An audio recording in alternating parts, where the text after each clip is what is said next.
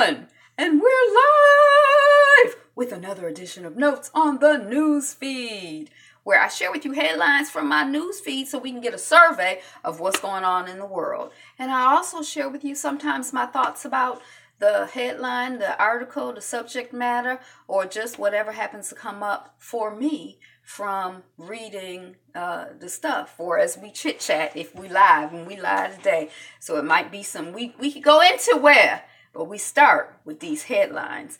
I'm Angela and the channel is Be Fabulous You. Thank you for clicking on the video and sticking around to see how we get from opening to close. And thank you for liking, commenting, sharing, and subscribing. Let us proceed with the notes on the newsfeed. Okay. Florida woman forced to marry her rapist at 11 inspires child marriage ban. Excuse me. I've been seeing some conversation about parents saying that they know what's best for their children. So, I guess in some states there's like a law, like, you can't get married before 18 unless your parents consent to it. And, I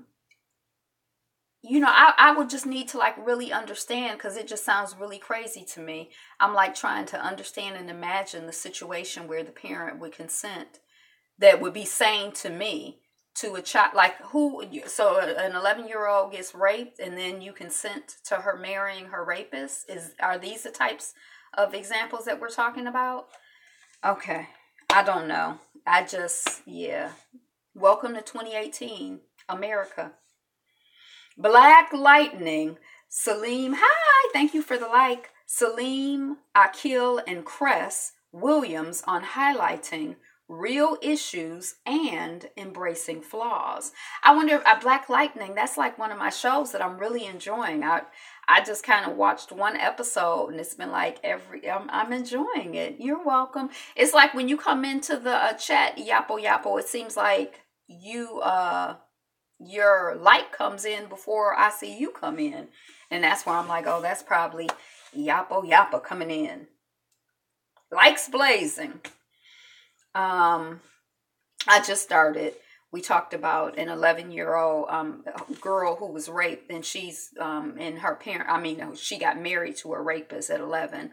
I'm assuming, but with the consent and support of her parents, and she's inspired Florida to ban the marriage of children to grown people. And to other children. Just be a child. Okay. Elmer Imez, second African-American to earn a PhD in physics and the first in the 20th century. Wow. Spanish boy Gabriel Cruz strangled on the day he went missing. We talked about it a little bit yesterday. They found the child's body, but I didn't read the article. But did the child's daddy's girlfriend strangle the boy? Is that their theory? I don't know.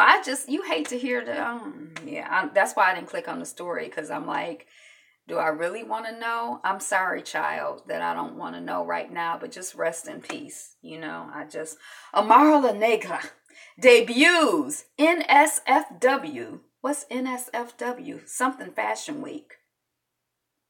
Fashion Week nude photo shoot. Plus, is she dating Usher? I guess people who have infections of your genital area, sexually transmitted diseases, need love too. Now, he's just now broken up with his, didn't he have a wife of 2 years that I didn't know? I can't say nobody knew, because I don't really know that much about him. But when I heard he was getting divorced, I'm like, I didn't even know he was married. Even when we were hearing that, he was out there giving people herpes. I'm like, okay. But anyway, no, I don't know. Maybe, I don't know Amaro La Negra, but she seems so but maybe they're each other's one true love. Do we have just one true love, or do we have several true loves? Is she out here doing nude photo shoots? But that child, that young woman has a body, not just a body. She got a body. Opinion. We know O.J. Simpson did it. Now can we all just move on? I tell you, it really, really gets on my nerves, this obsession. It feels to me, herpes, the love. It feels to me like this obsession with this thing with OJ Simpson. I'm kind of like, I don't know if he did it or he didn't do it. He probably did it. To me, he seems, I don't want to call. Yeah. Okay. Yeah. So I agree. Can we all just move on? I don't know if he did it or he didn't do it. He probably did do it. And if the system, it's like, I guess they're upset because at one time the system worked and, for on behalf of a rich black person with property and power. I don't know but it's like the obsession. It's like, could we be obsessed over, the Ma'afa? Could we be obsessed over the people they just need to let that go. White people are just mad because he's the one. They got away. Why don't they be obsessed over serial killing and harassment? They're not going to be. Black folks. I mean, it just gets on my daggone nerves. Mad. Oh, made. They just mad. They made mad. Shoot. Okay. Anyway. 7 Seconds actress claims race relations are better in England because people have more empathy. Okay. I mean, wasn't it English and other Europeans who came over here and, dogged out the people who were living here? And we've heard crickets about Harvey Weinstein. Is he British? I mean, wasn't it British, English, Europeans who came over here and did all of the madness that they did to the people who were here and to us? That was still about the OJ thing. Oh, yeah. So I don't know if English people have more empathy, but I don't know. I'm not convinced. U.S. claims Russia at the UN. Oh no, U.S. slams Russia at the UN and warns it will strike Syria again if airstrikes against civilians continue. They don't. English people don't have more empathy. So at first I was kind of like, oh, so the whole Syria, Gouda, and all of that, I'm still confused. For a second when I read the headline, I'm like, I think I figured it out. Then I was like, no, because I was thinking if the U.S., we strike Syria again, we hurting the people who've been, I don't know. Zoos and aquariums are tweeting out Amazon-style reviews of their animals, and they're hilarious.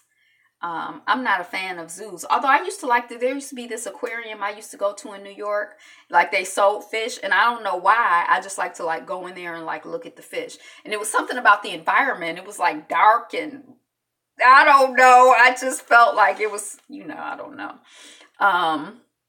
But one of the things that they, let me see. I found one that was cute.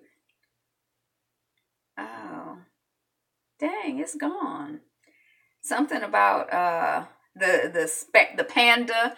I love the panda or hand to panda. It was funny. It was cute, but I can't find it now. But yeah, I'm not a fan of the zoos. But I guess I feel like, hey, pretty lady, Vondi Gaming. How are you?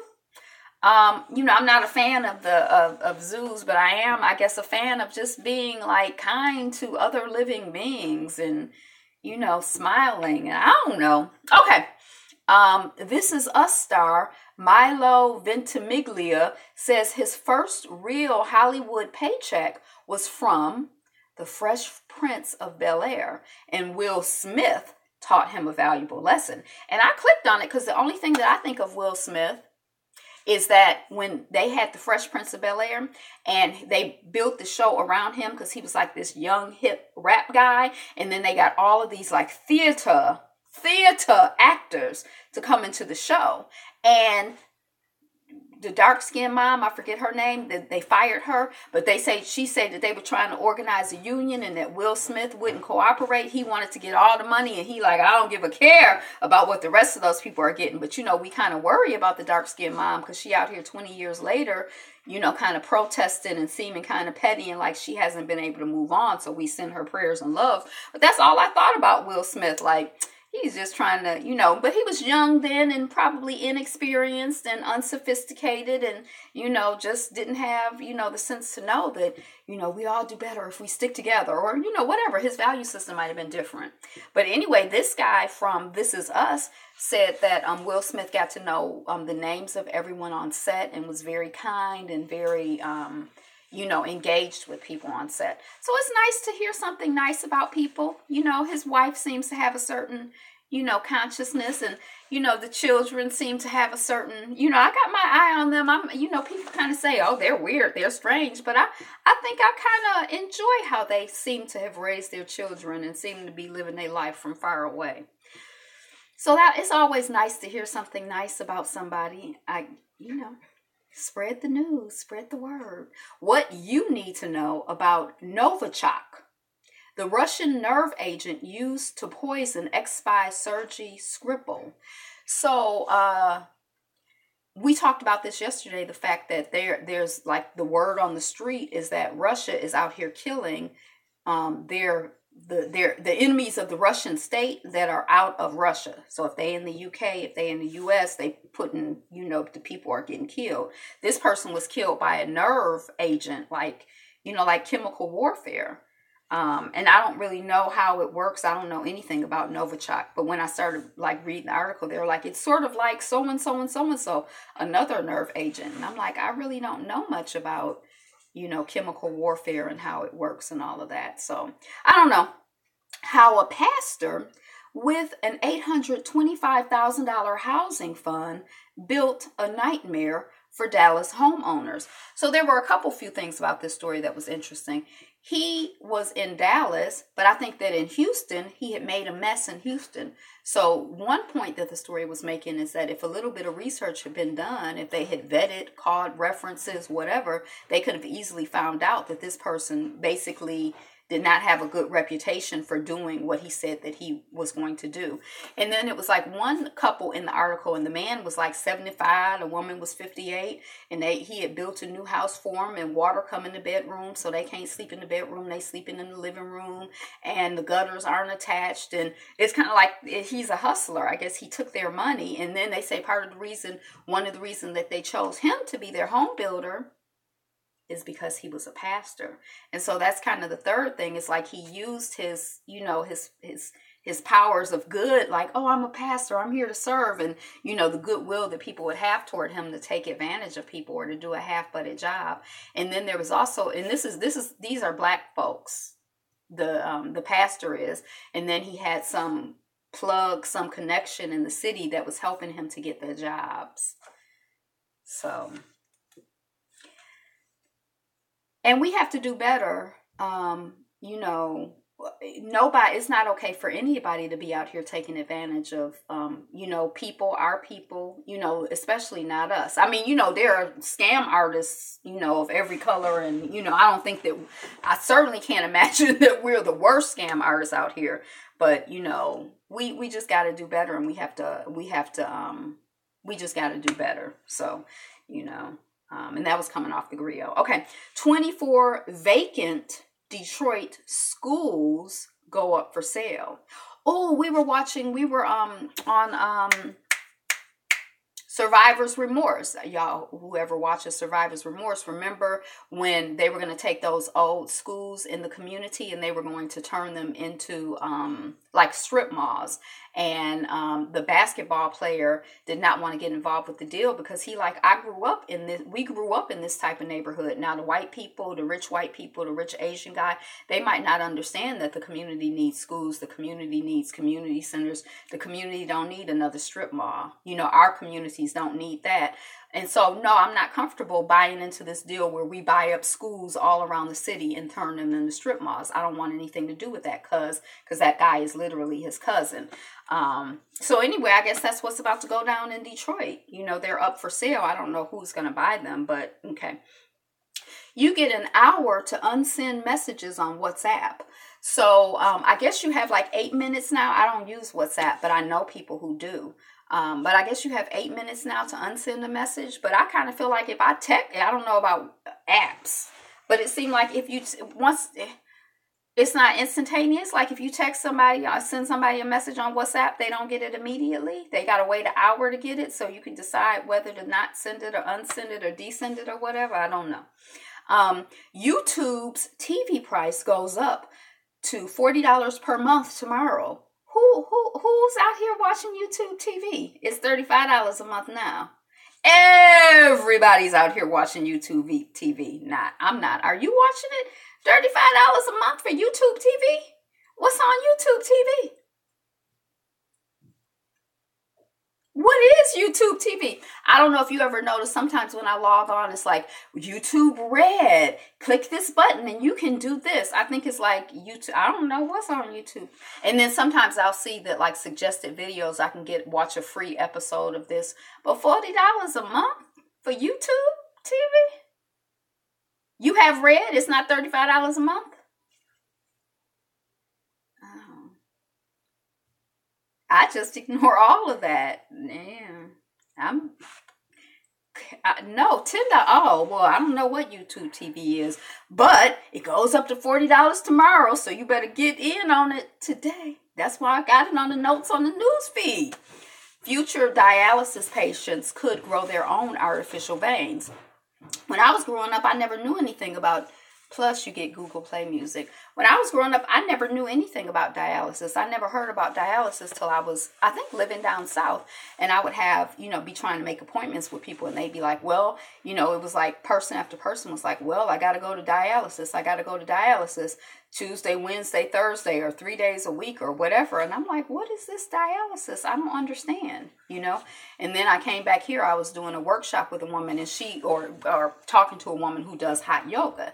And she's like talking about how she has like an early morning class, like at 6. And she like, the only people who are up other than the yogis coming to hot yoga at 6, the people going to dialysis. And I was like, dialysis? So anyway, it has to do, or you may know, but it has to do a lot with people who have diabetes. And I guess I always get the liver and the kidney confused, but it's one of those organs. If there's something going on with that, I guess while you're waiting for a transplant, it recirculates your blood or adds blood to your system, and you have to, it's like a whole big production, and it seems like it's just blown up. Like there are dialysis places all over the place, and so many people on dialysis now, and kidneys, yeah, okay, and it didn't seem to be a thing at all, 5, 10, 20, 30 years ago, and now it seems, to be a big thing,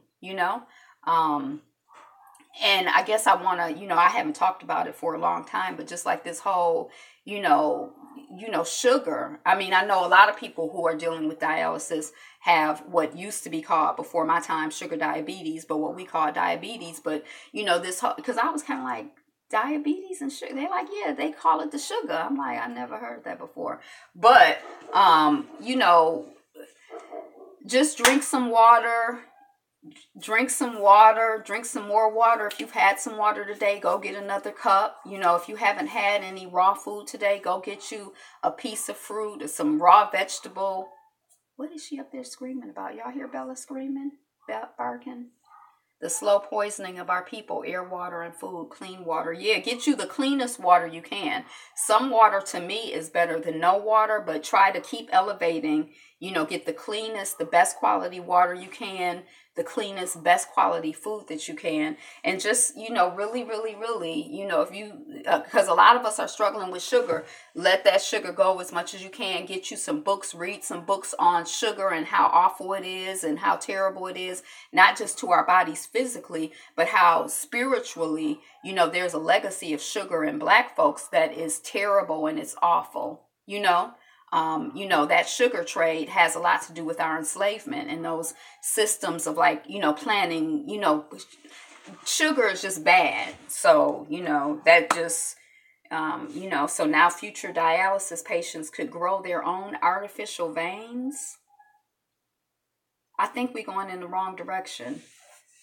This is my fight, sugar. Love it. Must leave it. Yeah, sugar is a challenge. But the last book that I read on sugar was talking about the fact that our taste for sugar, and I really have a taste for sweetness.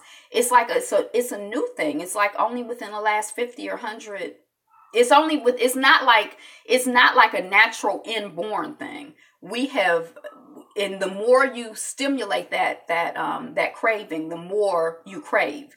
And, you may or may not know this, but also be conscientious that, white flour can stimulate that craving. White potatoes can stimulate that craving. White rice can stimulate that craving. It's not just refined white sugar, so like all of that stuff can kind of like feed into the same, craving, but get you some support around, releasing the sugar. And it's a created thing. It was a way to, give poor people a lot of calories for a little bit of cost, because you can get a bag of sugar for, it's all starch, which turns to sugar, shaking my head. I guess that's the science behind it. But you can get a bag of sugar for like, 2 cents. And put sugar on your bread and sugar in your coffee. And, it was kind of like you could get people to work in the factory for longer and they didn't have money for much, but they could get some coffee or tea. The last book I read talked about like tea in England, sugar and tea, but coffee, sugar, tea, donuts. Like when you start looking at it, it's all over the place and it's evil. It's not adding any value. So, and I'm not really one to I don't like to say something is evil. I just like to say what you can do more of. Like, let's focus on God and, the other stuff will fall away. But that sugar is, prayers to all of us as we work to release that, emotionally, physically, and all of that. Cause there's a good opportunity to release that sugar and fill your system and your spirit with just love and wonderfulness. And sugar is not that. Okay. Oregon man slapped with hate crime charge after threatening. It's a killer. I know you won't say it, but I'll say it. It is. It's awful. It's awful. I mean, for a minute I was talking about it all the time because I just had a cousin who had his foot cut off, and while he was in the hospital, he was asking for candy bars. And then I'm looking at the food that they feeding him in the hospital, and it was just like, it was very depressing and just,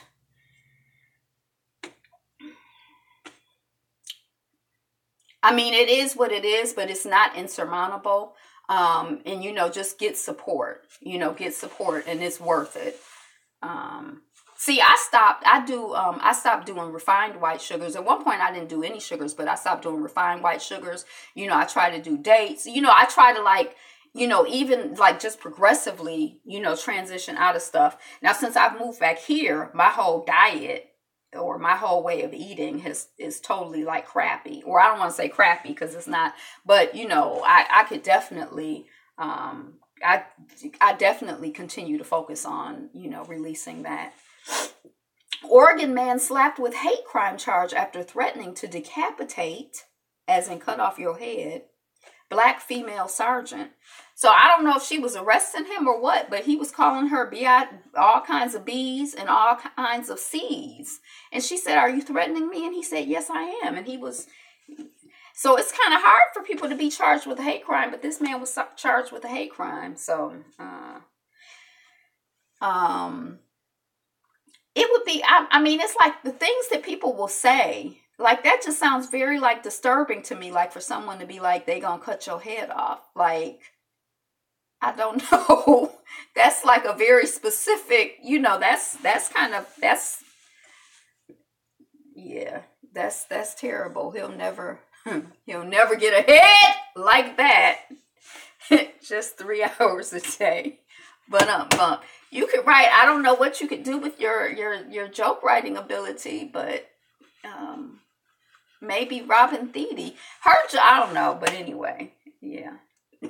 Just 3 hours a day is all it takes to become more successful. Now, this article is talking about how 3 focused hours a day working on whatever it is that your assignment is, your passion is, your project is like, that's all it takes, 3 hours a day, not 8, not 5, not 20, just 3 hours a day. Now, I skimmed the article, so I don't know if they were like 3 hours a day, like all sitting in one lump, or if you can do an hour in the morning, an hour in the afternoon, and an hour in the evening. But 3 hours a day. So if you're not able to start with 3 hours a day, maybe start with 3 minutes a day.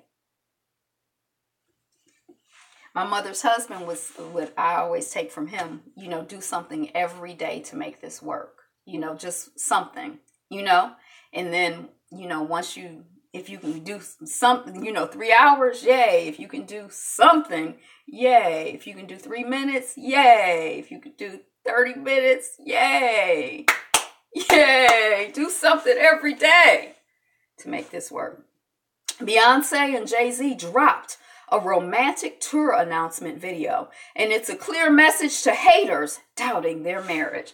I don't really care specifically about their marriage, but I do like that, to see the high profile, black couples, because I figure people go through all kinds of stuff. So, it's good to have, to me, it's good to see some couples that, are married, I just think that it's good. And I think, romance is good. And, I don't know if it's true, but I remember somebody saying at one point, like, when I was growing up, the songs were about, I guess my girl, like they were like romantic and sweet. And then, the songs and the energy kind of became kind of like hard and tough, like you bitch, come over here and let me, let's bump and grind. Like, it's like the whole vibration. It's like, it's not sweet and tender and romantic. It's kind of like hard and rough and tough. Now I don't know, I know the music that I listen to is, resonates with me. So I don't know. I can't do like a generalized survey of what's out here in the world, but I'm here for romance, yeah. Okay. What the F is that thing? Mysterious new video shows Navy pilots encountering a UFO. This is some footage that's just been declassified. And weren't we just talking yesterday? There were 2 articles that came across the news feed. And when I read the second one out loud, I was like, wait a second. So one of them was talking about the fact that they want to broaden the range of places in outer space that we consider habitable, like places where we can live. And then the other one was talking about how the Air Force is not just preparing to fight or learning to fight in inner space, but in outer space as well. And I was like, oh my gosh. And so then now we're seeing declassified video of people in the Navy pilots encountering unidentified flying objects. Like they don't know what they are. They're not identified. UFOs, so I feel like this is part of the whole conversation. It's like all of a sudden yesterday it just showed up on the news plate. Do you believe there are UFOs? I do. I don't think that they're necessarily from other planets, though. I don't know what they are, because UFO means just means unidentified flying objects. But I feel like anything is possible. Like, I just know what I know. There's so much out there that I don't know. So how could I know? I don't know how to know. And then people are like, they've been abducted, and it sounds crazy to me, but how? I don't know. I mean, maybe they were taken onto a spaceship.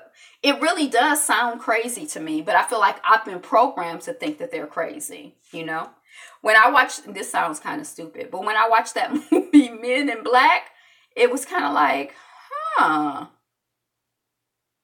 maybe there are.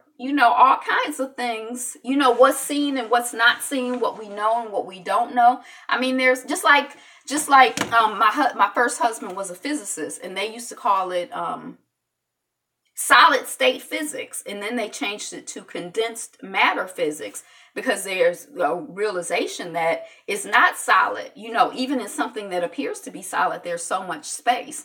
Even, in the things that we can see, there's so much that we can't see and can't understand. So, yeah. And now the government is planning to fight in space. I mean, maybe it's another dimension. I don't know. I mean, I just feel like I barely know, how to use the YouTube live video thing. There are more things in heaven and earth than are dreamt of. Your philosophy.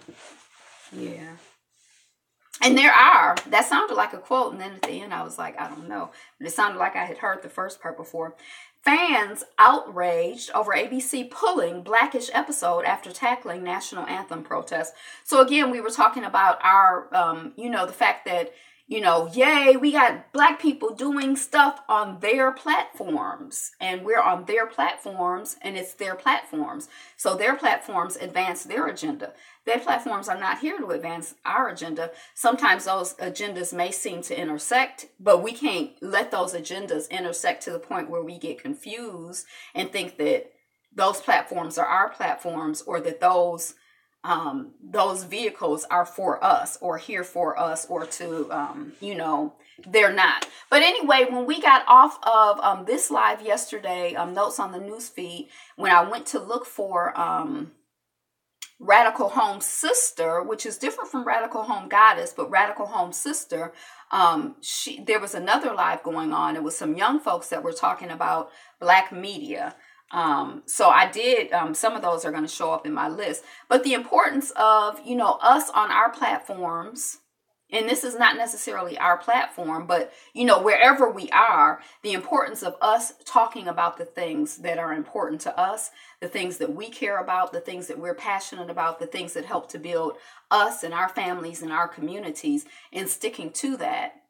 And just continuing to focus on that. So just like really being encouraged that, and just like staying aware that, you can't get too comfortable and feel like, yeah, this is our TV show, Blackish, like, not to criticize anything, not to tear down progress. I guess it's progress to see, a variety of Black folks on TV. Because like some of us, some people when they were growing up, it would be like, there's a Black person on TV. And we would all gather around. I didn't have this experience, but I've heard about it. We would all gather around and look at the Black person on TV because it was just, we didn't see it at all, So, I don't know if it's progress or not, but it's certainly a lot more Black folks to look at on TV, But, we have to continue to build our platforms. We have to continue to figure out how to support Home Goddess, a Home Sister. It was good seeing you there. You are right when you're saying we can't make the mistake of thinking we own the shows. And, I feel like, it's just like, and I don't feel like it's anything wrong with, doing Black Panther. But I also kind of feel like, and, I don't know, like the sister, who played the head of the Dora Milaje, she's a theater person. She writes plays, and I saw her on an interview someplace, and I feel like she was saying something to the effect of, we don't have to ask them for permission to do anything. We can do our own thing, and we can do our own stories now. And that's what Black Panther is showing. And I was kind of like, maybe I misunderstood her, but I also know that she had a show on Broadway, like maybe over the summer. And I think that, the other child who was the love interest in the Black Panther, the one who's so beautiful, I can't think of the child's name, but she was in that play. There were like 4 Black African women. The one who was born her family is Kenyan, but she was born in Mexico. I don't know why I can't think of that child's name, but they were both in the play together. So I don't know who produced the play. I don't know who funded the play. I don't know. I think it was a Broadway show or an off-Broadway show, but but we have to continue to, write our stories, get our stories out there, and tell our stories to each other, even if we can't tell our, and we count. Telling our stories to each other is important. That counts. That's valuable. There's nothing, less than about us telling our stories to each other. That's the most important. We're the most important ones that need to hear our stories and need to hear our voices and need to hear our perspective, Black professor on how she saved.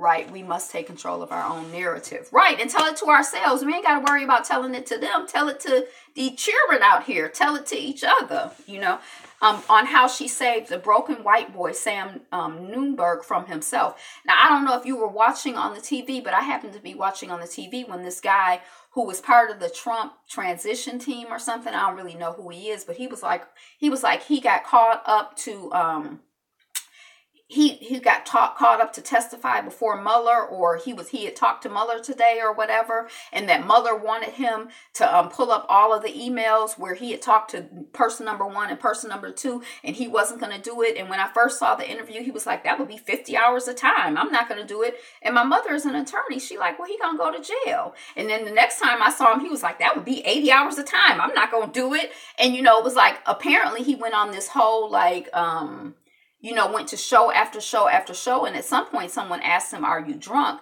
And then finally on this show with this black woman, she's like, so you think it would be better to go to jail for, 18 months than to spend 80 hours doing this? And then she said, he answered the question. And then she said, something to the effect of, your father, I'm sure he would like for you to be home for Thanksgiving. So when I saw the headline or whatever, I was kind of like, why are we out here?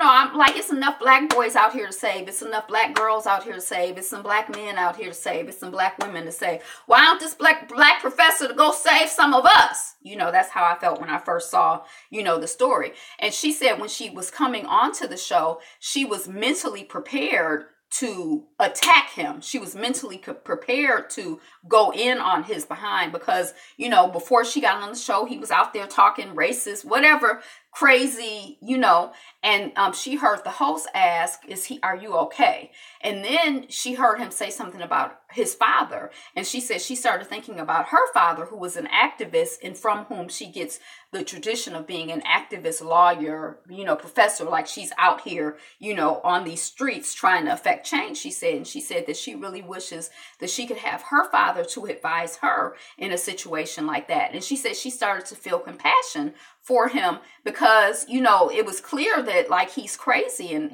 something was wrong with him. So anyway, it was interesting reading the story because when I read the story, it's kind of like, I don't know if that's like our problem. And I don't want to say that it's our problem, but I feel like her compassion and the way the story was written, she just seems so like so many people I know. Like there are so many kind-hearted, like I just feel like for the most part, the black folks that I know are not like ruthless, mean-spirited, killers. Like that's just not our nature.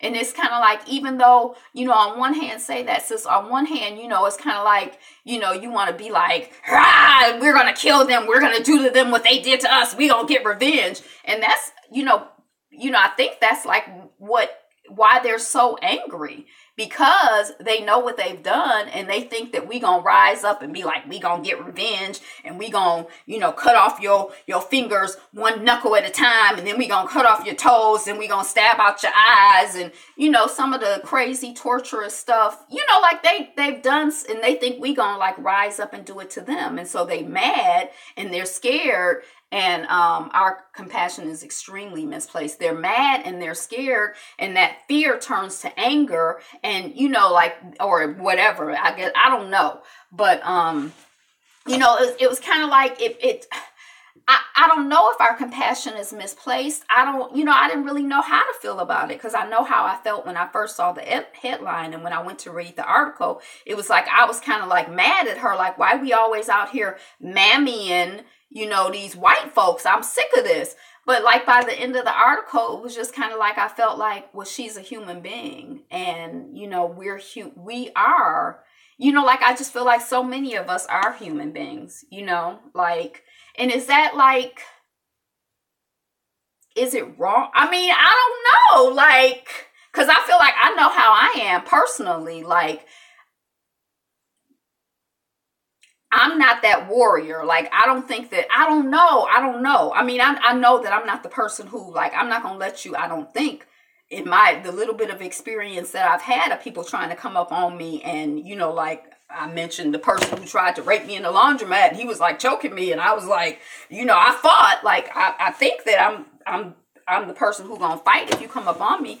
But I don't think I'm the person who's just going to like, And I do feel bad for people, and I feel sad for people. You know, if you take a close look, we quickly show compassion toward white people, but come down on our own folks like a ton of bricks. You know, they say the same thing about women and men, like we love our sons and raise our daughters. You know, we're real hard on our daughters. Yeah, I don't know. I mean, and I don't know if I don't know. Because this particular person in this article, I don't know her name, but she is someone who, at least the way she characterized herself, is an activist, is out here working on behalf of our people, seems to be moving with love and compassion for Black people. That's the impression I got. I didn't recognize her face. I don't know her name. Her name is Maya Wiley. He had admitted that he was taking antidepressant meds. You know, it's kind of like you have to close off and shut off a part of yourself. I don't know. I'm finished talking about it, but I don't know how I feel about it. Qatar says it has unearthed damaging information on Jared Kushner, but reportedly decided not to give it to Mueller because they were scared of Trump. And y'all know Qatar, they went in on Qatar. Now, Qatar is the country where they publish Al Jazeera. And Al Jazeera news seems to be like, if you want to get world news that's relatively progressive, Al Jazeera seems to be a place. So I remember, like, after Zero came back from Saudi Arabia, then all of a sudden it was like, or to me it seemed like all of a sudden there was like this push to like harass Qatar and shut down Qatar, and then, you know, they're gonna blockade Qatar, and, you know, everybody is mad at Qatar. And then after that, it was like I realized that, oh, Al Jazeera comes out of there, so they're trying to like shut down Al Jazeera. And then a couple of months later, I saw an article saying that Qatar had enough reserves. Remember, we were talking about municipalities having an excess instead of having a deficit, having an abundance of resources. Qatar had enough reserves that when the rest of the region tried to mess with them, they were able to keep going. They weren't like desperados. They weren't like, well, we'll do whatever you say because, you know, we can't support ourselves, you know, which is what happens to us, right? You're like, well, I got to keep this job because I don't have any other choice. I got to work here. And they can you can treat me like boo-boo, but I gotta work. I got to keep this job. You know what I mean? And then you don't have the resources, you know, to look for something else. And, you know, it's like we be desperados because we don't have any cushion. So then that was the last thing I heard about Qatar. And then I heard the other day that Jared had gone to Qatar and asked for money for this 666 thing. I really don't talk politics, you know, on this show, but he had asked for money for the 666 thing, and they had said no. And then that's where they were going after Qatar. And so now here's the next, you know, part of the story, you know. So probably when he was trying to get them to borrow money or give them money or whatever, you know, they probably got something. So I don't know what Mueller is going to do. And I don't know, is you know, okay, twins stump National Geographic because they think one is white and the other is Black. So the daddy is Jamaican, the mama is European. The girls, to me, the white girl looks like if I saw her in the Black community, I would think she was Black. I mean, she don't look, I would think what I used to think of as Black. I would think she was like, you know, a light-skinned Black person. Like, you know, I would think she was probably of African descent because she in the Black community and her features look Black to me, you know. But I don't know why she's stumping National Geographic. I didn't really understand the headline. You know, so yeah. Just this whole concept of race, because I think I used to think like there was like Black and white, and, you know, and then like we talked about the other day, like one drop of Black blood, you know, makes you Black, or, you know, I like to think one drop of white blood makes you white. Like that's the blood that contaminates. But then I don't even really believe in Black and white. And I don't, you know, I feel like that's all political designations. And it's like, you know, but then I do believe in melanin. But then it's kind of like when I think about melanin and when I talk about melanin, it sort of becomes like a challenging conversation because I feel like in the Black community, there are people that identify as black, and some seem highly melanated and some don't seem so highly melanated. So if we start assigning value to melanation, then, you know, we have a whole nother hierarchical situation in our community. And I don't know I don't know how to think about that. You know, because it makes me feel awkward and uncomfortable. So I try not to think about it. Hey, Phone Jones. You know, I just try not to think about it. But, you know, I am curious. You know, I don't know. I don't really know because, you know, we're like, oh, melanin, you know, if you have melanin, that makes you better. But then the people who are lighter skinned, are they worse? You know, is there like remember, the conversation and subject definitely has a lot of moving parts. I don't know that anyone can really figure it out. I don't know if y'all remember when the little boys in Atlanta, when there was a whole bunch of little boys missing from Atlanta, and some people were saying that they were taking the children's ears because there's like a concentration of melanin in there. Did anybody else hear about that? It seemed like it was like in the 80s. Or I don't know when it was, but, you know, I remember hearing later that they were taking the ears when I went to New York, and, you know, you'd be around the first world people and, you know, all of the talks and stuff, and that they were experimenting, trying to get a high concentration, high dosage of melanin, they being, you know, them. We don't know, but the people who were still remember the little boys who were missing, a whole bunch of boys were missing from Atlanta.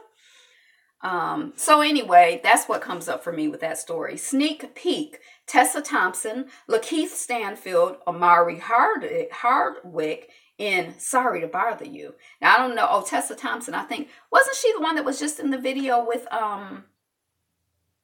the one who sort of came out as gay? The black and white girl, the one who wears black and white in honor of her her parents who worked and had to wear black and white uniforms. There's a lot I just don't remember. But I know the child's name if I hear it. She was in Hidden Colors. Y'all know who I'm talking about. She's a singer. Dang. She has she just came out with a new video, but anyway. Tessa Thompson, I think Tessa Thompson was in her video. I don't know who Lakeith Stanfield is. Omari Hardwick from Power. So Sorry to Bother You, never heard of it, but there's a sneak peek out if you're interested. Blood and Treasure. Katia Winter, Michael James Shaw, James Callis. How do you sort of come out as gay? LOL, I'm just messing with you. Yeah, I don't know. She might have came out as bisexual. When I saw the video, she was like, well, there was like one scene in the video where there was like a guy here and a woman here, and she was like running back and forth. So maybe she came out as bisexual. I don't know. Maybe she was just doing the video. I don't know what she do in her bedroom. I don't even know her. Blood and Treasure, Katia Winter, Michael James Shaw, and James Callis join CBS Action Adventure series. Blood and Treasure, never heard of it, but I think this Michael James Shaw looked black, at least in the picture that I saw. Apple buys Texture, the Netflix of magazine plans. So you pay a certain amount of money and you get to read as many magazines as you want. A lot of times it seems like these digital publications, I guess they still have to pay their writers, but I'm like, if I'm not getting an actual magazine, why am I paying, you know, that amount of money for, you know, so it seems like they need to come up with a better business plan or a better model. Nepal, like above India, plane crash, 49 dead as plane veers off of Kathmandu runway. And I don't know why it veered off the runway. I don't know. It seemed like, I think I read that they were landing in a weird place. What's a magazine? They were landing in a weird place. So 49 people made their transition in Nepal. So just peace to all of those people who made their transition, their families and their communities. And, you know, just take a moment to send peace and love to all of us in the world. You know, all of the babies who are born today. May the world be a better place tomorrow than it was yesterday for them and for all of us. Florida woman for it. We talked about that. Life in Vladimir Putin's Russia explained in 10 parts, in 10 charts. And I was thinking, oh, I wonder if Russia is the way that they say that North Korea is, like people in work camps, and I don't know. But it seemed they had charts about people drinking champagne versus drinking vodka, and it seemed like I don't know. It's cold there though. Who wants to be in Russia? I guess if that's Letter from Africa in defense of aid workers' lives of luxury. So this one was talking about, we've been talking about the Oxfam thing.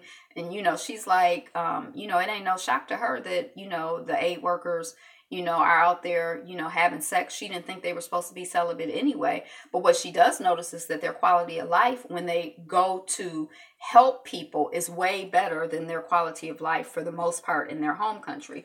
So like, a little bit of money goes a long way in a lot of these places. So like, like in Jamaica, a lot of people in my experience have helpers who in this country, they probably wouldn't have helpers. And like, not like a helper, like, a housekeeper, but like a helper, like a housekeeper and a cook and a driver for somebody who's like a middle class person, not like, like people have like, they spread the wealth around, it just goes further there. So she was saying that didn't exactly surprise her.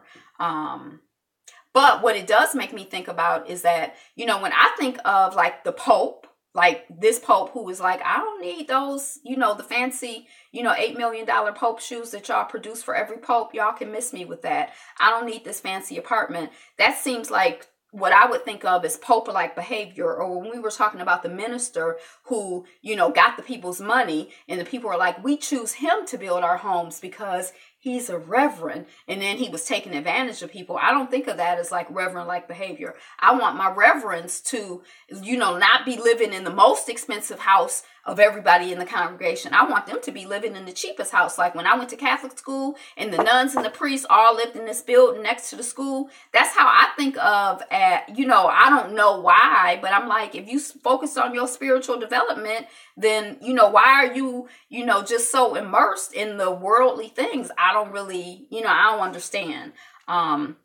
And then I figure if you out here trying to be an aid worker, oh, I'm here to help the people, then why you out here having sex parties and, 1 million cars and helicopter rides and all of this, like, what's really going on? Like, it doesn't seem sincere to me.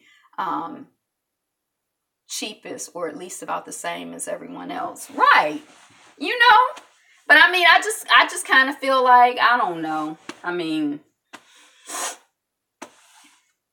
a lot of people, it's just hard for me to take them.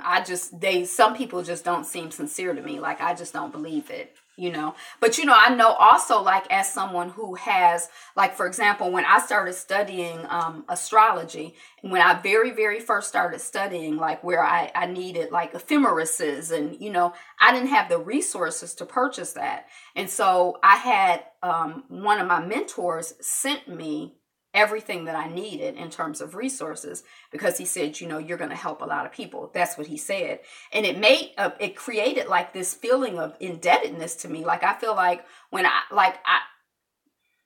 just feel like I owe, because I was able to study and get I just feel like it was a blessing for me. And, but there's like this whole conversation, like when you do a reading, do you charge people? Do you not charge people? Like, the people who study the Orishas, like, Santeria, and, there's like this whole big conversation where people come from, the continent, and they're giving the knowledge or claiming to give the knowledge. Like in Detroit, they'll go out to like Birmingham and charge people like $20,000 to, give them training. And then sometimes it's like even people like me, like you want to get training, you want to study, but you can't afford to study and train. And then there was one person who was doing it for free, but it's like it's all this politics around, money and spirituality. And like, if you are providing a service, are you supposed to be broke and just desperate because you're providing that type? I don't know. It's just, but I guess because of that particular experience for me, like, I just feel like I whenever I do any type of service like that, I only take donations. Like, for some reason, I just haven't been able to reconcile, like, well, it's $100 for a reading. like I don't know. I mean, and I know, I mean, I don't feel like, I don't know how to feel about, people who do charge. I'm like, I just know about me and what's on in my heart.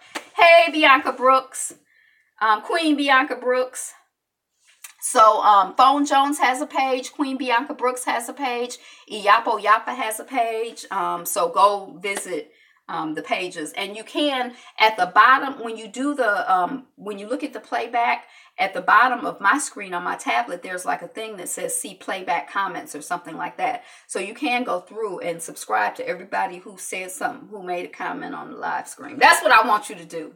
You can take it or leave it. Okay. So Netflix of magazine plans, Nepal plane crash, Florida woman. In defense of aid workers. Genes have a role in empathy, study says. So we were just talking about the compassion, like how, this woman was like nannying or mammying, this white guy, like, you're going to go to jail and your father wants to spend.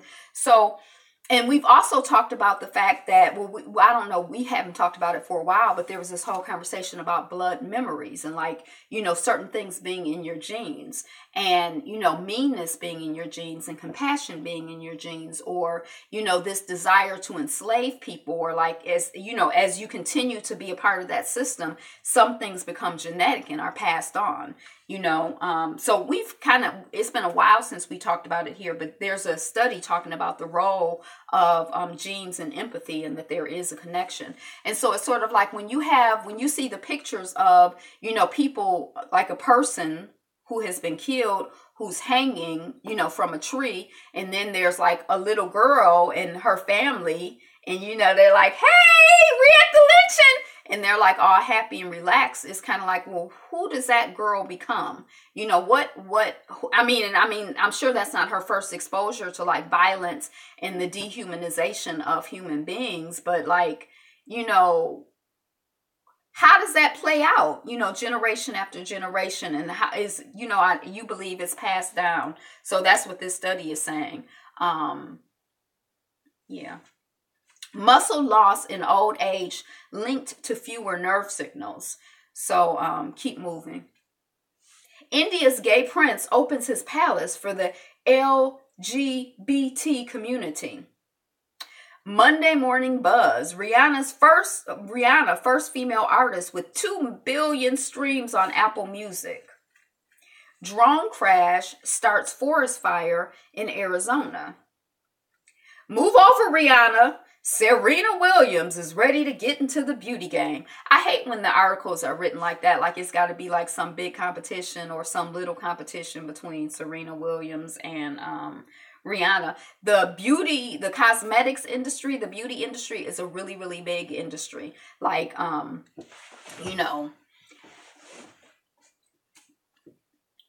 there's a tradition, like I'm just thinking of like even, as far back, furthest back that I could go is like ancient Egypt, or if you see, in Kenya, the men with the clay and like the extreme, like people beautify themselves, people enhance themselves. Like that's like, human nature. And like culturally we do, like women, you can't tell, I'm not doing anything, but when you do, we like to, that's an important, that can be an important part of, who we are. So it's plenty of room out here. Y'all can buy Venus's products. Y'all can buy Riri's products. Y'all can buy products from me. It's plenty of, it ain't no competition. There's plenty. There's an abundance. But anyway, Serena Williams is getting in the beauty game.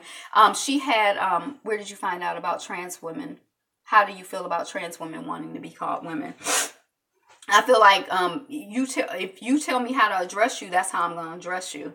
Or that's how I try to do that. But I've been listening out here on these YouTube streets, and I'm really sort of, I mean, there's like an interesting thing to me. I think this whole conversation between T.S. Madison and Atelian Michelle. I've just been fascinated by it. Like, I've been watching video after video after video, and I'm really processing it. But my personal thing is if I grew up knowing your name, like people in Detroit change their name all the time, you know, and you'd be like, what's your name?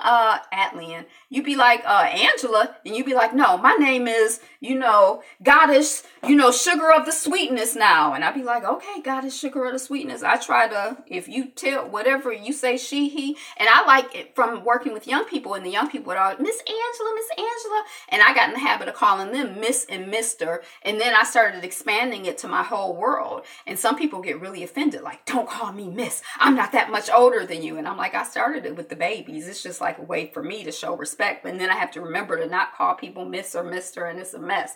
But then I encountered this young woman, or this young person a couple months ago, and she's like, she does not like Miss or Mrs. She finds it very offensive. And then before that, when I worked in a hotel, I worked with this woman. Her name was this person, I can't remember the child's name. She was the person was redheaded, and she was born a girl, but this person's identity, I really want to call them by their name. Like, it's not Mary, but it was something, it wasn't Jazz, but it was like something sort of ambiguous. And sometimes people would come in and be like, I spoke to that young man. And I realized that inside I was like, young man, that was a young woman. And, you know, then I had to check myself, like, well, if this person wants to identify however they want to identify, why am I invested in correcting somebody, you know, like, so it was just like, but I think it's an interesting and a rich conversation. I think there's a lot going on, you know, and then I think just this whole thing also, I'm trying to process, you know, is there like, because I feel like in general in society, there is a lot of hostility toward Black women. So I'm interested in sort of understanding and teasing out this idea that, you know, there's a lot of hostility, but I ain't got no issue with nobody, but this feeling of, you know, it's okay to say, call a Black woman, you know, a bitch, a hoe, a, you know, a this or that, your pussy stank, you know, like just, but if she says him, you know, I like, and, you know, then I feel like, and Michelle is definitely using that term to be offensive. You know, she's definitely trying to offend T.S. Madison, but I mean, and then the whole thing about like, can you be a trans woman if you have a penis? I don't know, because I don't know anything about that community. But I mean, and then I've heard people say that that's like T.S. Madison's brand, big penis, B-I-T-C-H, B-D-I-C-K, B-I-T-C-H, like that's the brand. And I'm kind of like, oh, I mean, it's just, that's like, I guess when I realized I'm really glad that I have a father who's Black and a mother who's Black, because I don't have any question, like my identity is I'm a Black person. And I just feel like I don't have any question, like I'm like a woman. Like I don't feel, you know, like I was born in the wrong, you know, like it's like issues of identity I think are really challenging issues. Like I think that there's a lot to kind of tease out and understand, but I think it's personal. And I can't tell you you're Black. But then again, you know, then we're mad at a sister girl from the NAACP whose parents say she white, who she says she transracial. I mean, I don't know. I just know I'm a Black woman. That's all I know. And I try to be respectful of everybody. LAPD officer won't face charges in killing of unarmed man. SSDD, same stuff, different day. The girl who convinced the Maasai to stop FGM, female genital mutilization, you know, cutting off your clitoris and all of that stuff to where it'd be hard to pee, and then you having sex and you in pain and you walking around and sometimes you die. So I don't know. But the Maasai, that's what I was talking about in East Africa, where the men are like really ornate. Kathmandu airport crash, at least 40 dead as U.S. mutilation. Yeah, what was I trying? I don't know what I was trying to say. I just couldn't. But my tongue hasn't been mutilated, luckily.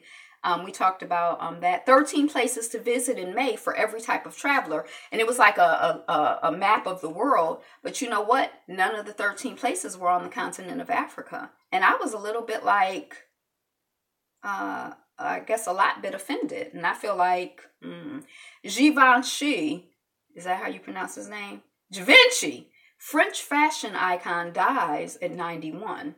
And I think that picture had Iman in it, you know, and it was kind of like when I saw Iman in person, and I used to love me some Iman. I used to study her pictures. I just thought she was so fabulous. When I saw her in person, my first husband was like, that's Iman over there. We were at a restaurant. And I was like, where? Because it was like this old regular looking black woman there. I was like, where is she? He like, that's her right there.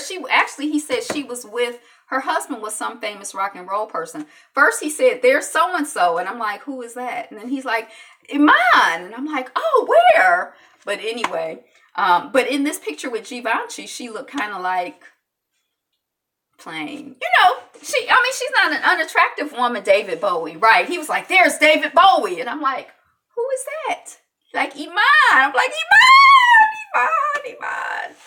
But anyway, I don't know if she worked with Givenchy or whatever. History made as Black Panther and A Wrinkle in Time snatched #1 and #2 spots in the box office. So I guess we should all be happy for Disney. How Maryland shuts down Black entrepreneurs from obtaining marijuana licenses. So we've been talking about that as marijuana gets decriminalized.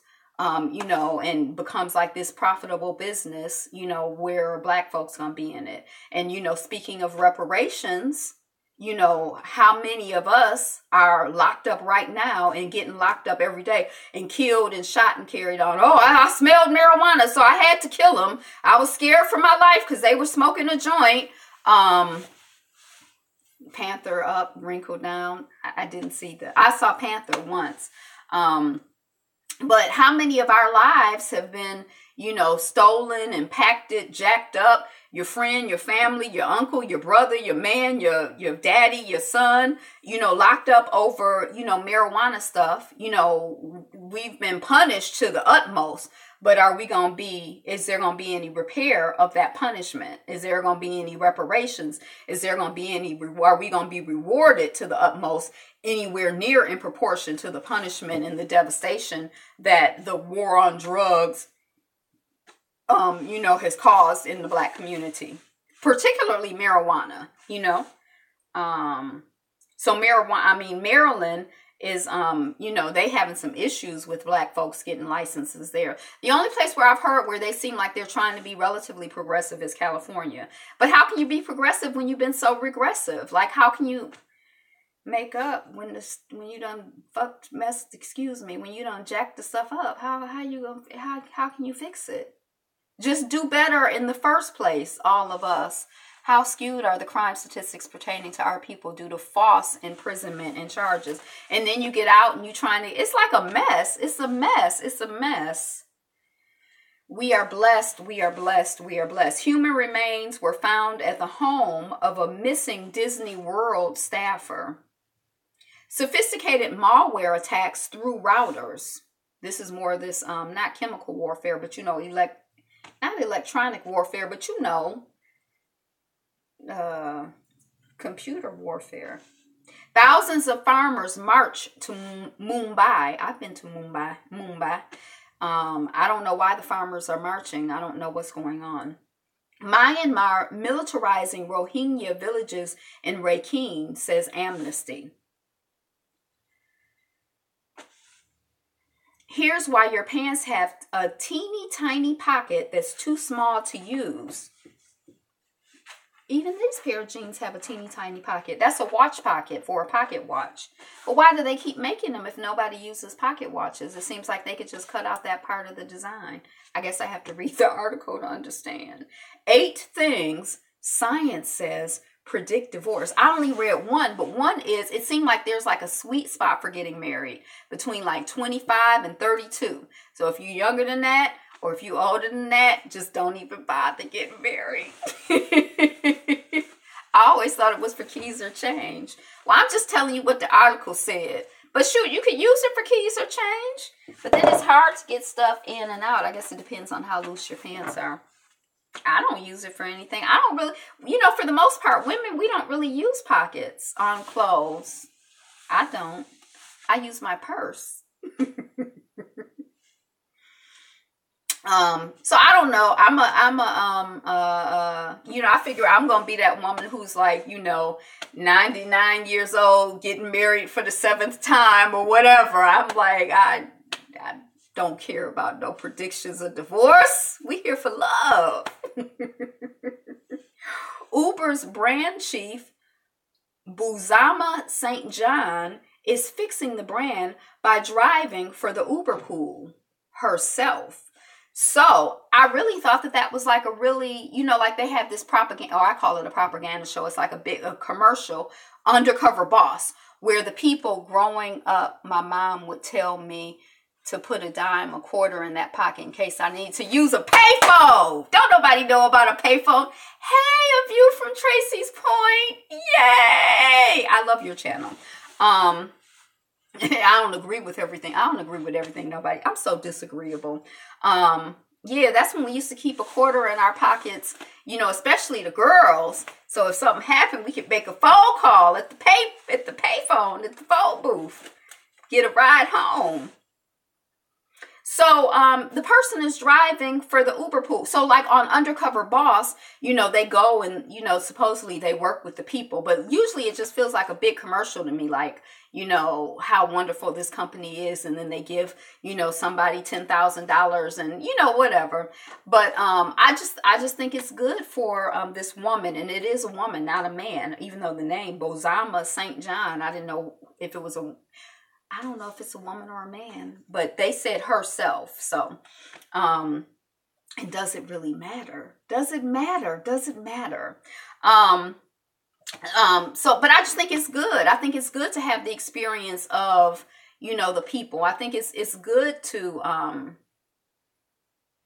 I think it's just good to have some different experiences, have some empathy, experience what other people experience. And sometimes we can get very, very separated. Like I remember when I started off running youth programs, I was like with the young people. And by the time I got out of the field, I was like, I didn't really get to deal with young people. And it was like the worst part of it for me because, the only young people I got to deal with were the problematic, when children were giving somebody problems, they'd send them to me. And then I have to be like, I'm going to kill you and, try to rough them up. And you better, I didn't even get to like hang out and have fun and like build, it was like I was so busy doing, writing, begging for money and all of this other BS, But you get disconnected from what you really, what's real, what's important, what's really going on. Confederate site in Baltimore rededicated to Harriet Tubman. So when can you rededicate a place? Can you consecrate a place? Does a place have energy and vibration? Like our body, our genes carry certain things and we pass those things on, perhaps, probably, definitely. But I mean, like emotionally, like does a place have, a vibration? And can you clean up the vibration of a place? In my meditation community, I remember one time we did a retreat for children and it wasn't in our place. And we went in and it was like as a volunteer, part of my job was to meditate in the place to like change the vibration. And I'm like, this is something. And does that, so can you like take something that was evil and turn it, like if chemicals get in the ground, can you clean the ground? If blood and terror and awfulness is in the air, can you filter? I mean, and if you do, where does it go? Can you transmute something? I guess that's like alchemy. Is there like, so anyway, this Confederate site is now rededicated to Harriet Tubman. Some think blood money can't be cleaned up. I don't necessarily believe that. It can be used for something positive. Yeah, I think in theory, I believe that everything can be, I think that it's all God, it's all good. So I don't know, I don't know. Yeah, it's something, yeah. Helicopter crash in New York City's East River kills 2. So rest in peace to those people who made their transition. It's a lot of crashes going on. Y'all noticing that? Okay, so I told y'all I was going to talk about some of these black media companies.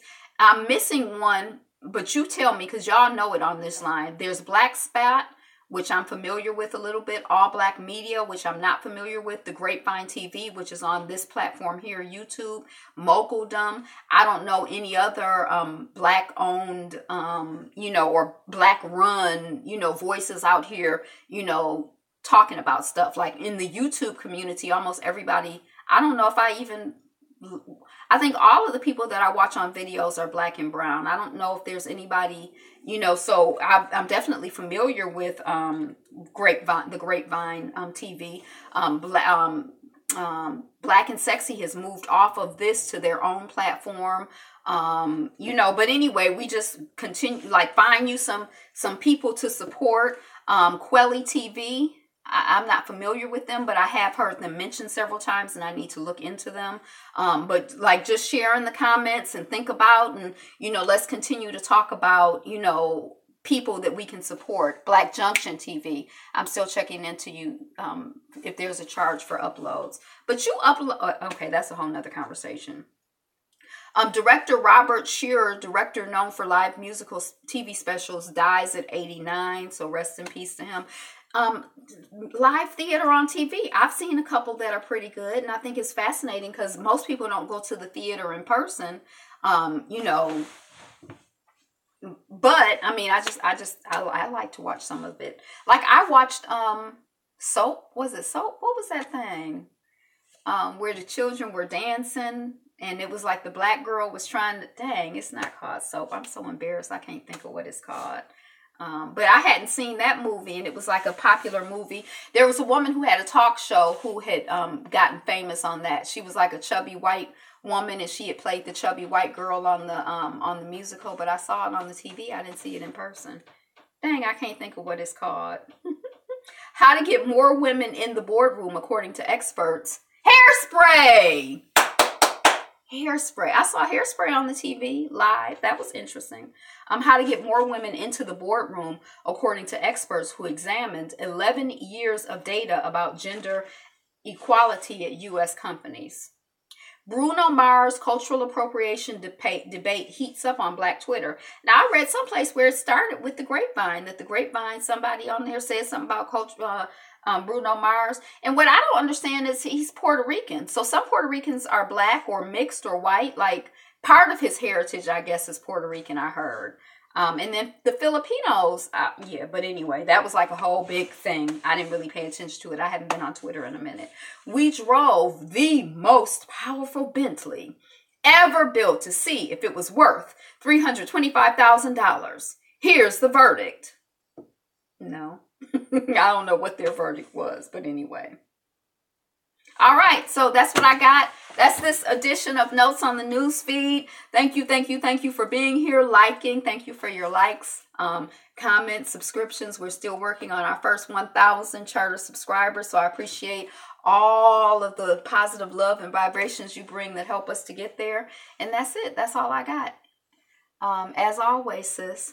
So, yeah, I feel like somebody should do, there's a show called, there used to be this show called Good Morning Black Twitter on this venue. I think somebody should do like Good Morning Black YouTube and like, talk about like the drama that's going on, on these YouTube streets. Now, I don't know if that's good because I don't know if that like feeds into it. But it's sometimes it's hard to understand if you don't follow everything.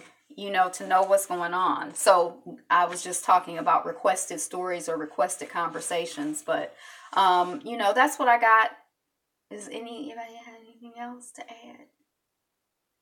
No? You typing? You said what you had to say? We've been here for an hour and 20 minutes. So we done said everything that's had to be said plus more. Today is the best day ever. So be you. Be fabulous. Be fabulous, you. Love and respect to you and everybody else. Peace.